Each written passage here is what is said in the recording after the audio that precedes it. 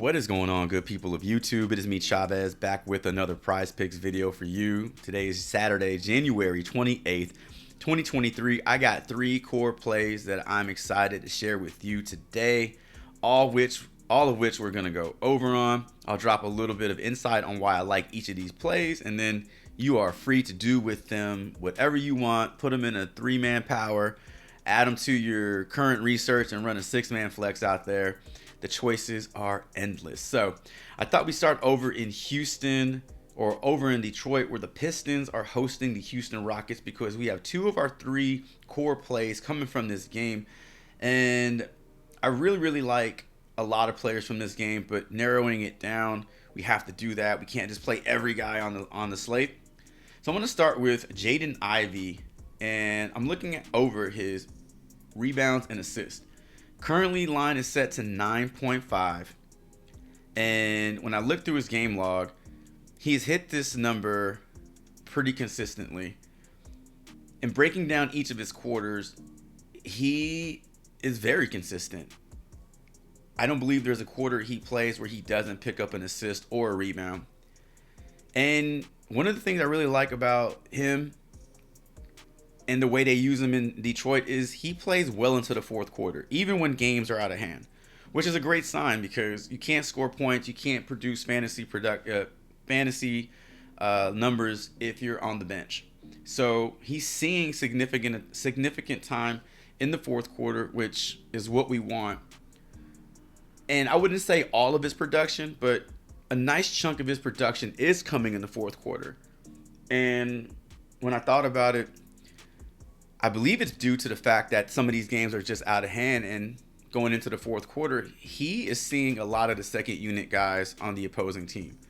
So it bodes well for his fantasy line, for his prop lines.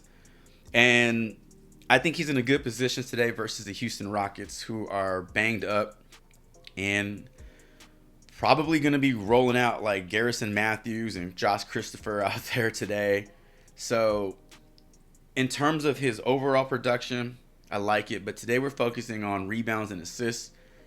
And as you can see over the last 10 games, his numbers look really good. Struggled against Chicago. Chicago's got some gritty defenders on that team. Caruso, DeSumo. I mean, they can lock people down, especially rookies coming into the league. So I'm not surprised to see his line fall there. Struggled against San Antonio and struggled against Philly. But outside of those three games, over the last 10 games, he's held his own. So, as you know, the Rockets are a target for a lot of fantasy production day in and day out. So I'm looking to target them one more time. Well, not one more time, but just again. And taking the over on Jaden Ivey's rebounds and assists. Sticking in the same game, but going on over to the other side. Breaking on through to the other side. I'm liking Sengun's points and rebounds. I would like more his rebounds, assists. His points, rebounds, and assists. But that's not available to us on Prize Picks. So we're going to roll with his points and rebounds. Now, Sengun has been playing lights out over the last couple of months, to be honest with you. Without Jalen Green in the lineup, he's already been performing at a high level without KPJ. You remove Jalen Green from that lineup, who is a usage monster, and I think it just puts Sengun in a smash spot versus the Detroit Pistons, who, as you can see, rank pretty low in the NBA in terms of defending the center. One thing I want to touch on, when you look at his PRA, it doesn't look great. 4 out of the last 10 games. But in the game against in the game against Cleveland, even though he didn't hit his PRA, he crushed his fantasy line. And that's because he racked up, I think, 4 blocks and 4 steals in that game.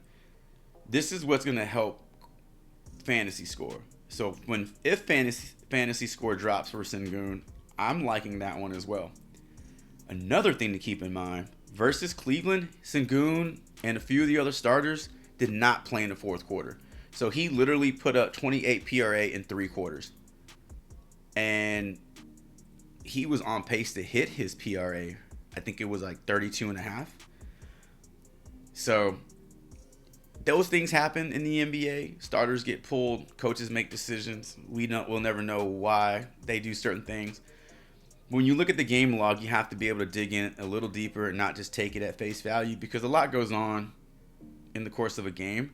So I think Sengun would have hit it in Cleveland versus Cleveland if he would have played his usual run in the fourth quarter. Game against Minnesota is a tough matchup. Rudy Gobert is tough. I mean, he's just a tough guy to get by. He blocks a lot of shots. He takes up a lot of space. He changes the offense for the other team, because you have to account for his presence on the floor. And then as soon as he goes to the bench, teams attack the rim. They drive. But when he's on the floor, it's tough. So I'm not surprised to see his line against the Timberwolves not hit. But he shouldn't have that problem tonight versus the Detroit Pistons.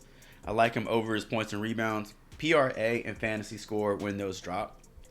And my last pick to complete our core 3 is Jonas Valanciunas, and I'm rolling with the over on his PRA. So when I pull up his game log, you're going to ask yourself why we're talking about this guy. It's okay. Doesn't look great. 6 out of 10 is not bad. But a couple things I want to point out to you. Last 2 games, he faced very, very good centers. An elite center in Denver with Jokic on the floor. Valanciunas ended the third quarter with 23 PRA. Did not play in the fourth quarter. Just sat out. And so if you do the math, he's averaging a tick over 7 per quarter. That would have put him over 30 PRA for the game, which would have put him over his prop today. Game against Minnesota, again, the Rudy Gobert effect. It's tough. He's a tough guy to play against. And Jonas fell short by 1.5 or 2 PRA. Tough game against Miami. Bam is a little undersized, but that front court in Miami they're kind of nasty, and they make things a little difficult for other teams. So being that the Pelicans are playing the Washington Wizards today, there is not an elite defender on the other side. I think Jonas Valanciunas can eat today for sure. And another reason I like this PRA is that Jonas Valanciunas is not afraid to shoot the 3. He's hitting 1 3 pretty much in every single game, and he usually does it in the first quarter, which is kind of funny. It's like the coaches just give him the green light to shoot 3s in the first quarter, and then they just put the clamps on it. But he's shooting 3s, he's hitting 3s, and that bodes well for his PRA. So again, I like his PRA. He can score in a few different ways, and I think against this really, really soft defense in Washington, a defense that allowed Dwight Powell to drop 22 PRA on them, I think Jonas can do it tonight. I think he can give us 30 plus PRA, which is what we need from him basically. So that's going to do it. Ladies and gentlemen, those are my 3 core plays for today's 11-game NBA slate. Leave a comment below letting me know what your favorite prop on the day is, who you've locked in, and what you think about my what you think about my final look into today's slate. What do you think about this core selection here? Love it, like it, love them. You want to leave them? Let me know either way in the comments below. Once again, thank you for stopping by the channel and just chilling out with me for a few minutes today. And until my next video, Chavez is out.